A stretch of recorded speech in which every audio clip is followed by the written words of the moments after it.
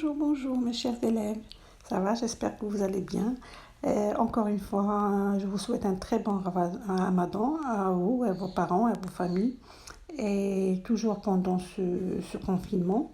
Et sous le slogan « Moni est chez vous, restez-y », je vous fais un grand câlin de loin avant de commencer. Alors, sachez, mes enfants, qu'on a déjà vu, pour ceux qui n'ont pas pu suivre avec moi, on a déjà vu les propositions subordonnées. Enfin, on avait commencé par le commencement. On a fait un petit rappel, une petite révision sur la phrase complexe. On a même fait la phrase simple, la phrase complexe. Et on a maîtrisé que dans la phrase complexe, je peux avoir la proposition principale et plusieurs propositions subordonnées, une seule ou plusieurs, et que cette proposition subordonnée peut exprimer la cause, elle peut bien être causale. On a déjà vu la proposition causale dans les vidéos précédentes. On a vu aussi quand la proposition subordonnée exprime l'hypothèse. On a vu quand la proposition subordonnée exprime la condition. Maintenant, on va voir quand elle exprime le but. Et que ce soit pour la cause, condition, hypothèse et aussi le but, on a vu qu'il y a des cas qui imposent l'utilisation du subjonctif. C'est pour ça, après le rappel de l'expression du but, on va faire le subjonctif parce qu'il faut le maîtriser, parce qu'on va en avoir besoin. Alors, commençons. Ala barakatillah. Alors, on va parler de l'expression du but. Alors, pour exprimer le but, normalement, c'est mettre en valeur la raison pour laquelle on réalise quelque chose. D'accord ? Pourquoi je réalise quelque chose ? Quelle est la raison pour laquelle je réalise cette chose ? Alors, la proposition pour et l'élocution prépositive. Dans le but de, dans l'intention de, en vue de. D'accord ? Quand on exprime le but avec une proposition pour. D'accord ? Et quand j'exprime le but avec les locutions prépositives. Comme quoi ? Comme dans le but de, dans l'intention de et en vue de. Dans un groupe nominal. Alors, quand on utilise la proposition pour, le verbe, je ne vais pas le mettre à l'infinitif, je vais le mettre, bien sûr je vais le mettre à l'infinitif, sinon ça sera un nom. Pourquoi ? Parce que quand j'utilise pour, c'est quand j'ai le même sujet dans la phrase, dans la proposition principale et dans la proposition subordonnée. Et aussi dans le but de, dans l'intention de et en vue de. D'accord ? Par exemple, pour la bonne marche du service, nous vous demandons d'arriver à l'heure. Alors, pour la bonne marche du service, nous vous demandons d'arriver à l'heure. Alors, ici, on a exprimé le but, alors, par, pour. D'accord ? Alors, automatiquement, c'est un nom. Je ne peux pas mettre le verbe ni à l'infinitif ni à n'importe quel temps parce que j'ai pour. Sauf si je mets pour que, ça sera autre chose. On va voir, je ne vais pas brûler les étapes, on va voir étape par étape.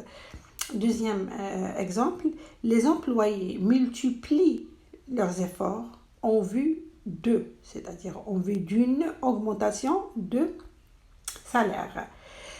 Alors là, les employés multiplient leurs efforts. Ici, jusqu'ici, c'est proposition principale. Si je mets un point, je peux avoir une phrase complète. D'accord ? Elle est complète, elle a un sens. Alors que, par contre, en vue d'une augmentation de salaire, c'est une proposition subordonnée. D'accord ? Elle est dépendante. Elle dépend de la principale. Alors, elle exprime quoi ici ? Elle exprime le but. Avec quel moyen ? Avec une locution prépositive en vue de. D'accord ? Alors, nous avons les locutions conjonctives. Maintenant, on a vu les conjonctions prépositives. Maintenant, on va voir les locutions conjonctives. Nous avons les locutions conjonctives qui expriment un but positif, et nous avons des locutions conjonctives qui expriment un but négatif. D'accord? Alors, commençons étape par étape. Commençons par les locutions conjonctives qui expriment un but positif, comme pour que, afin que et de façon à ce que. D'accord? Alors, ce sont des locutions conjonctives qui sont suivies du subjonctif. Quand j'exprime le but avec les locutions conjonctives pour que, afin que et de façon que, premièrement, elles doivent être suivies du subjonctif, c'est-à-dire il faut que je maîtrise le subjonctif. Deuxièmement, je ne peux pas exprimer le but avec ces locutions conjonctives s'il s'agit de la même personne, si on a le même sujet dans la phrase. D'accord? Il faut utiliser ces locutions quand on a deux sujets différents. Le sujet de la principale est différent de celui de la subordonnée. D'accord? Alors, et ça exprime quoi? Ça exprime un but positif. D'accord? Alors, on va voir l'exemple. Pour que son examen soit un succès, elle a beaucoup travaillé. Alors ici, elle est où la principale? Elle a beaucoup travaillé. Oui, je peux avoir cette proposition comme une phrase. Je mets un point, je mets le E majuscule. Elle a beaucoup travaillé. C'est une phrase qui a un sens. Elle dépend d'aucune autre proposition. Par contre, pour que son examen soit un succès, c'est une phrase, c'est une proposition dépendante. D'accord? Elle dépend de la principale. Elle est subordonnée. Très bien. Et il exprime quoi? Il exprime le but. Avec quel moyen? Avec le moyen pour que. D'accord? Alors, on va voir aussi la négation. On va voir la négation de pour que ne pas. D'accord? La négation de pour que, c'est pour que ne pas. Quand tu veux exprimer un but avec pour que, d'accord? Quand tu veux exprimer sa négation, tu l'exprimes avec pour que ne pas. D'accord? Bien sûr, ne pas qui va... on va voir ça avec les exemples. Elle a montré son nouveau chapeau à ses parents pour qu'ils ne soient pas surpris. D'accord? Alors, il veut qu'ils ne soient pas surpris. C'est-à-dire, c'est la négation ici de pour que. D'accord? Alors, pour qu'ils ne soient pas. Alors, ne pas ici, il encadre le verbe. C'est-à-dire ne avant le verbe et pas après le verbe. Maintenant, on va voir les locutions conjonctives. Aussi qui sont suivies du subjonctif comme tout à l'heure, mais cette fois-ci pour exprimer un but qui est négatif. Tout à l'heure, on avait eu locution conjonctive pour que, afin que et de façon à ce que. Bien sûr, elles sont suivies du subjonctif et bien sûr, dans la phrase qui n'a pas le même sujet dans les propositions. La même chose ici, on va voir les locutions conjonctives qui sont suivies du subjonctif et dans la phrase aussi qui ont deux sujets différents, mais cette fois-ci pour exprimer un but négatif. D'accord? Alors, les locutions conjonctives, de peur que, de crainte que. Alors, la peur, c'est la crainte et la crainte, c'est la peur. Quand tu fais quelque chose de peur que, d'accord, de but, ici, c'est négatif. Ou bien de crainte que, ici, c'est le but négatif. Alors, de peur que et de crainte que suivi du subjonctif s'emploie comme les précédentes, c'est-à-dire comme les locutions conjonctives qu'on a vues tout à l'heure, mais aussi quand on a deux sujets différents et aussi suivi du subjonctif, mais cette fois-ci, pour exprimer, ces deux locutions expriment le but négatif. Alors, quelles sont ces deux locutions? C'est de peur que et de crainte que. Alors, on va aussi faire un petit rappel sur pour et afin de, d'accord? Et on va essayer de faire la différence entre afin que et afin de, et entre pour et pour que, d'accord? Alors, on emploie pour et afin de plus un verbe à l'infinitif pour exprimer le but. Mais quand les sujets de la phrase représentent la même personne, c'est-à-dire le sujet de la personne, de la proposition principale et le sujet de la proposition subordonnée. Quand on a le même sujet, à ce moment-là, je peux utiliser pour ou bien afin de. Et automatiquement, le verbe sera à l'infinitif. Je ne peux pas utiliser pour ou afin de et mettre le verbe à l'infinitif, mais dans une phrase qui n'a pas le même sujet. C'est injuste. D'accord? Alors, je peux l'utiliser dans une phrase qui contient le même verbe, le même sujet. D'accord? Et le verbe, bien sûr, il ne sera pas au subjonctif, il sera à l'infinitif. Par exemple, nous avons économisé de l'argent pour acheter une nouvelle voiture. D'accord? Alors, qui a économisé de l'argent? C'est nous. Qui va acheter la nouvelle voiture? Aussi nous. Alors, c'est le même sujet. Alors, dans ce cas, je vais mettre « Nous avons économisé de l'argent pour acheter une nouvelle voiture. » Ou bien « afin d'acheter une nouvelle voiture. » Alors, maintenant, on va voir la différence. Quand on emploie « pour que », d'accord? Et « afin que », et c'est pas « afin de », pardon. Alors, quand on emploie pour que et afin que, on emploie pour que ou afin que plus un verbe au subjonctif. D'accord? Plus un verbe au subjonctif. Pourquoi? Pour exprimer le but. Alors, les deux sujets ici de la phrase sont différents. Alors, pour exprimer la phrase avec pour que ou afin que, les deux sujets doivent être différents. D'accord? Alors, par exemple, il est parti sans faire de bruit pour qu'il ne soit pas réveillé. D'accord? Il est parti. Elle est partie sans faire de bruit pour qu'il ne soit pas réveillé. C'est elle qui est partie. Et c'est lui qui ne sera pas réveillé. Ce n'est pas le même sujet. Alors, c'est pour ça que j'ai utilisé pour que et je n'ai pas utilisé pour. Ma voisine, alors j'aurais pu faire la même chose si j'avais le même sujet. C'est-à-dire, si c'est elle qui est partie et c'est elle qui ne veut pas être réveillée, elle est partie sans faire de bruit pour ne pas être réveillée. D'accord? Et si je vais mettre le verbe à l'infinitif, pourquoi? Parce qu'il s'agit du même sujet et j'ai pour et j'ai pas pour que. Alors, deuxième exemple, ma voisine a acheté une voiture à son fils afin qu'il puisse aller. Alors, qui a acheté la voiture? C'est la voisine. Le but est exprimé par afin que. Qui va pouvoir aller en ville, aller travailler en ville? C'est son fils. C'est pas le même sujet. Alors, c'est pour ça on a utilisé afin que. D'accord? Très bien. Alors, maintenant, on va passer directement au subjonctif. Parce que depuis tout à l'heure, on est en train de parler quand est-ce qu'on utilise le verbe à l'infinitif et quand on utilise le subjonctif. Quand on a parlé de la subordonnée causale, la subordonnée qui exprime la cause ou bien qui exprime la condition, qui exprime l'hypothèse, on a vu qu'il y a des cas où le subjonctif s'impose. Alors, dans ce cas, je suis obligée de bien maîtriser le subjonctif. D'accord? Alors, on va voir le subjonctif, on va se rappeler, je sais que vous avez déjà fait cette leçon, on va se rappeler, on va faire un petit rafraîchissement de la mémoire.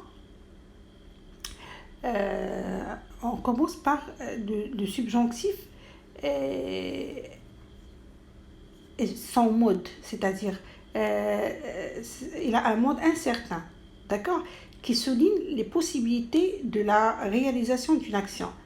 D'accord? C'est-à-dire, il peut aussi mettre en doute cette action. D'accord? Il peut la mettre en doute, on n'est pas sûr. Mais il a d'autres emplois, on va les voir maintenant. On met toujours au subjonctif une proposition sujet qui est introduite par que. D'accord? Toujours on met au subjonctif ce verbe. Alors, par exemple, qu'il soit réussi me réjouit beaucoup. D'accord? Que, automatiquement, soit, c'est le verbe, c'est l'auxiliaire avoir, l'auxiliaire être au présent.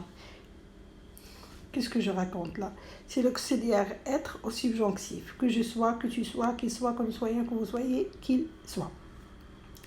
Alors, ce subjonctif, il peut aussi être utilisé pour exprimer ces quatre choses, ces quatre expressions. comme quoi il peut exprimer l'ordre, d'accord, qu'il vienne. Je veux qu'il vienne ici, je donne un ordre, il faut qu'il vienne, d'accord. Alors j'ai exprimé l'ordre avec quoi ici? Avec le subjonctif, pour montrer que c'est un ordre, qu'il vienne, d'accord. Le souhait, pourvu qu'il soit là, je souhaite qu'il soit là, d'accord. La défense, qu'il ne fasse rien, d'accord. Pour défendre, j'ai donné une défense, je veux qu'il ne fasse rien. J'ai donné un ordre ici, d'accord. Alors je l'ai exprimé par le subjonctif. Aussi l'indignation ou bien la menace, qu'il vienne un peu. Alors, il se trouve ce subjonctif systématiquement après l'élocution conjonctive suivante et aussi après certains verbes. Alors, on va voir d'abord l'élocution conjonctive.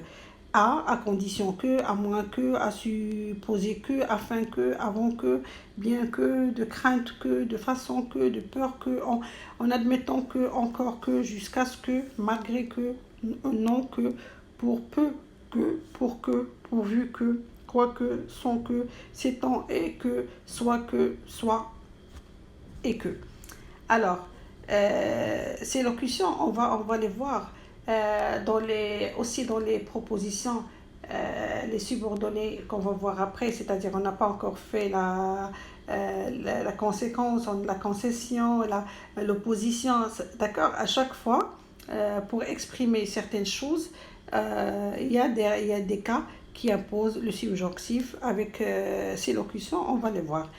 Et aussi, il vient après, systématiquement après ces verbes, comme aimer, approuver, attendre, avoir envie, craindre, défendre, demander, déplorer, désirer, douter, s'étonner, exiger, faire attention, falloir, importer, interdire, ordonner et permettre. Alors, mes enfants, maintenant, on va passer à la conjugaison. Comment conjuguer le subjonctif? Il est si facile. D'accord. Il n'est pas si difficile que ça, mais il faut connaître certaines règles pour pouvoir les respecter. Alors, commençons par la chose la plus importante, que tout et tout, tous les verbes ont les mêmes terminaisons au subjonctif présent, sauf être et avoir. C'est-à-dire, à part être et avoir, tous les verbes au subjonctif, ils ont la même terminaison. C'est quoi cette terminaison? E, ES, E, EONS, IEZ, ENT. D'accord. Alors, si vous remarquez bien, on dirait que c'est la terminaison du présent, de l'indicatif, les verbes premier groupe, sauf nous et vous, c'est la terminaison de l'imparfait. D'accord. Alors, pour vous faciliter la tâche, vous pouvez la prendre comme ça, que la terminaison du subjonctif, c'est la terminaison du présent, de l'indicatif, verbe premier groupe, sauf nous et vous, c'est la terminaison de l'imparfait. D'accord. Alors, tous les verbes ont cette terminaison, tous les verbes au subjonctif présent ont ces terminaisons, sauf l'auxiliaire être et avoir. C'est pas parce qu'ils sont irréguliers, non, parce qu'ils sont irréguliers, oui, mais il n'y a pas que 2 verbes qui sont irréguliers. Il y en a 6 d'autres, c'est-à-dire en général, ce sont 8 verbes qui sont irréguliers. Ils ne respectent pas la règle. Mais ces verbes qui sont irréguliers, ils ont la même terminaison du subjonctif. Ils ont la même terminaison des verbes qui sont réguliers. D'accord. Même s'ils sont irréguliers, ils ont la même terminaison. Sauf que être et avoir, ils n'ont pas la même terminaison parce qu'ils sont irréguliers. Je vais vous donner une astuce. Quelquefois, vous pouvez appliquer cette règle et ça sera juste, ça sera facile. Par exemple, je prends le verbe chanter, il faut que je chante, il faut que tu chantes ES et qu'il chante E, que nous chantions, que vous chantiez, que vous allez dire, wow, c'est facile à appliquer, je prends la terminaison. Oui, tu mets la terminaison, mais sur quel radical? Quelquefois, le radical diffère. D'accord. Il se diffère d'autres radicaux. C'est-à-dire, par exemple, je prends nager. Que je nage, que tu nages, qu'il nage, que nous nagions, que vous nagiez, qu'il nage. D'accord. Ici, c'est juste, c'est facile, ça ne me pose aucun problème. D'accord. Par contre, si je prends par exemple le verbe écrire, que j'écris E, c'est pas juste. Que tu écris ES, c'est faux.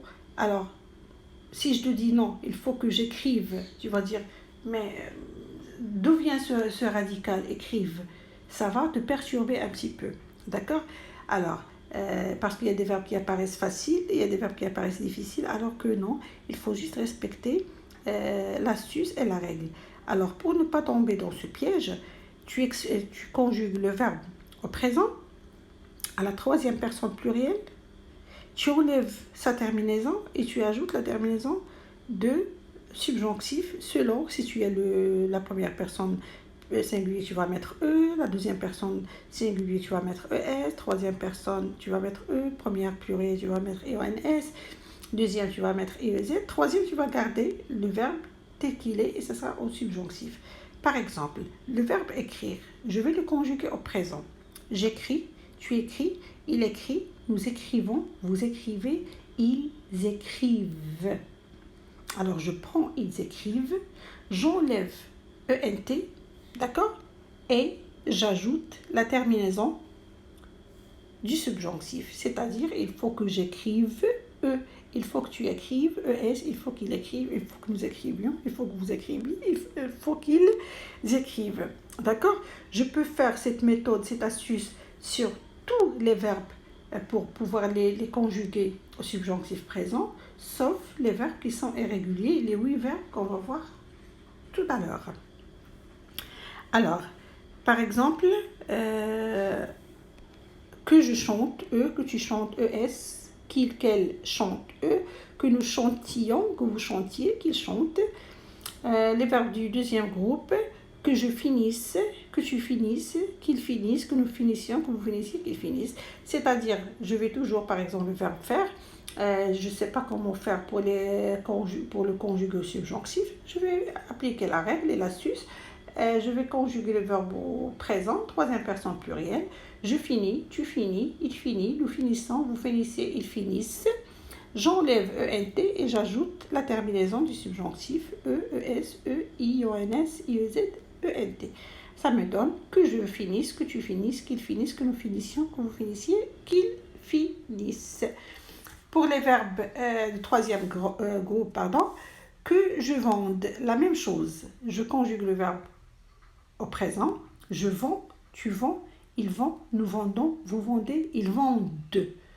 Alors je prends ils vendent, j'enlève ENT et j'ajoute la terminaison du subjonctif E, ES, E, IONS, IEZ et ENT.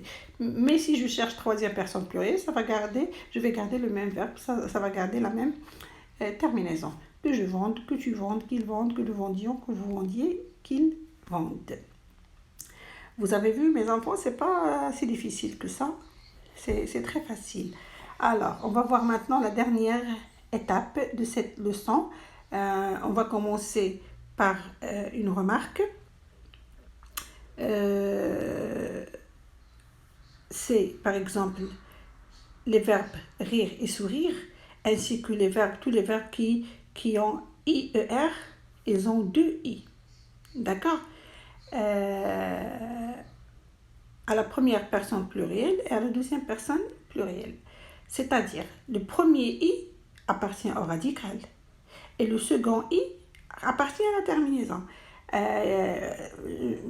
Je vois toujours des élèves qui tombent dans ce piège et se posent la question, est-ce que je vais avoir 2 I dans le verbe ou bien un seul I?